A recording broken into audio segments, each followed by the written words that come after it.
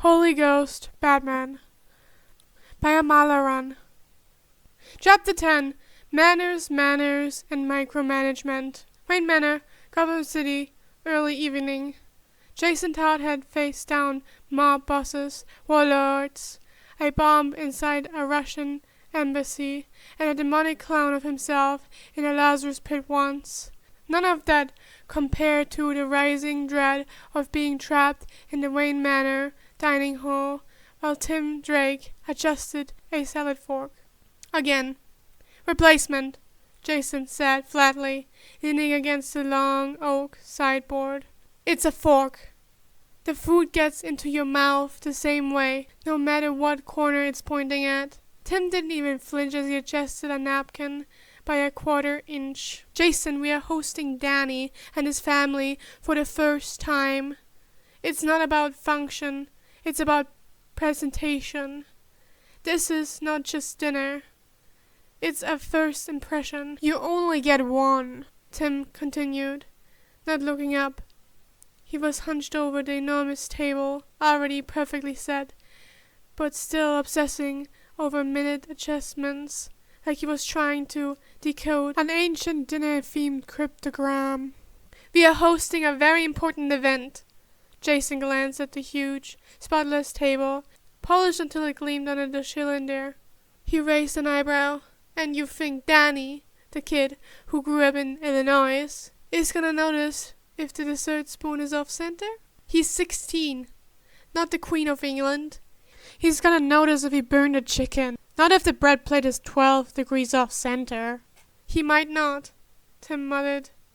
But his sister might, and Sam definitely will. Across the room, Bruce stood near the fireplace, sipping something amber and very expensive looking from a tumbler.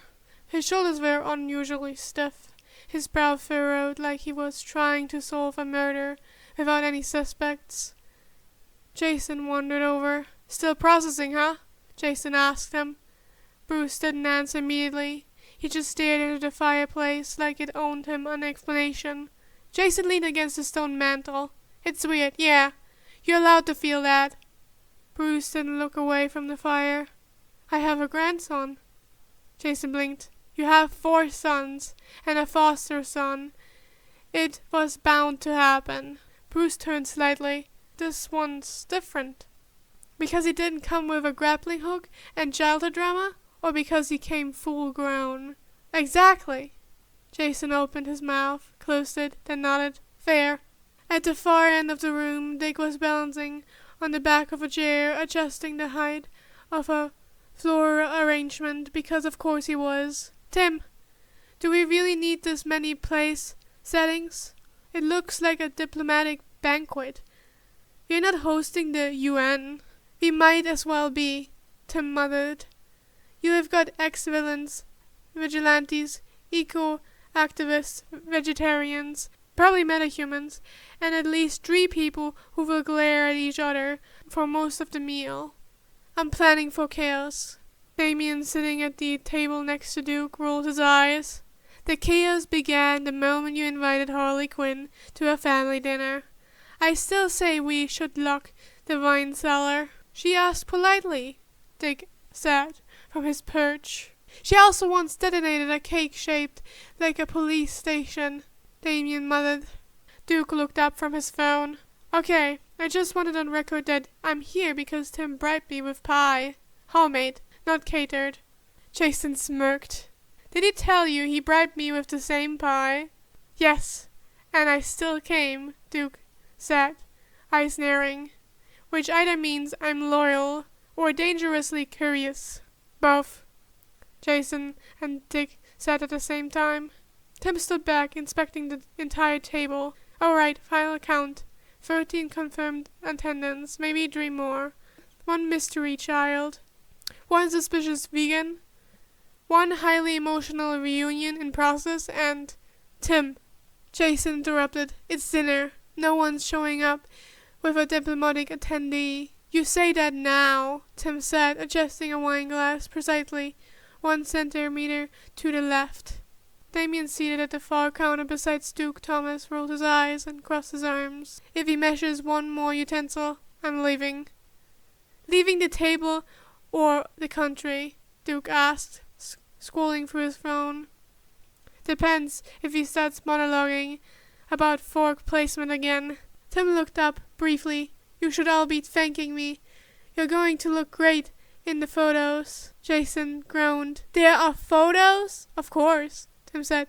You're making the start of something important. Bruce muttered something into his glass, and Jason caught just enough to hear. Wasn't ready for this. Dick must have heard it too, because he set the flowers down and came over, brushing his hands off. You don't have to be ready, Bruce. You just have to be present. Danny's already taking the leap. Now it's our turn, Jason added. And for once, this dinner isn't about putting out fires or playing peacekeeper between grudges. It's about him. About showing the kid he's got people who care. Across the table, Damien frowned. Even if one of those people is Quinn. Hey, Jason said. Everyone deserves one chaotic aunt. Pamela's coming too, Dick reminded them. Keep the garden metaphors to a minimum. Bruce finally turned from the fire and walked over. How's the wine selection? I already removed anything explosive, Jason said helpfully. Bruce gave him a long look. Jason raised a hand. Not a joke. Damien said straighter. Father, do we even have a plan for seating? I refuse to sit next to... Me? Duke asked innocently. No Hopper, Damien said. She always smells like solder and chaos, which is iconic, Jason noted. Since that's also your brand.